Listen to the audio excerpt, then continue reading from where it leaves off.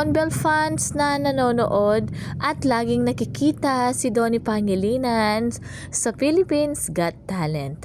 Sabi nga nila ay napaka-deadma lang ni Donnie tungkol sa hiwalayan nila Bell. Dahil si mismong Donnie ang nagsasabi sa mga fans na pailawin nyo ang Don Bell LED lagi ha. Yung pa lang ay makikita mo na okay at walang hiwalayan na nagaganap. Alam nyo naman si Donnie kayang ipagmayabang basta ang kanyang girlfriend. Talagang proud na proud nga siya lagi sa kanya. At napansin din ng mga netizen ang suot na necklace na may ring ni Donnie Pangilinan sa Philippines Got Talent.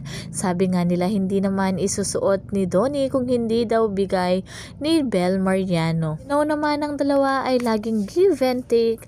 Dati nga ay si Donnie ang nagbigay ng necklace, panigurado ang singsing si Bel Mariano. Talagang bago mag-ride sila Donnie at Kyle talagang nagdadasal muna sila. Lento naman ang laraw nung kumain sila sa labas at nung nagpapahinga na at busy na nagsiselfon si Donnie. Sino kaya ang katext niya rito?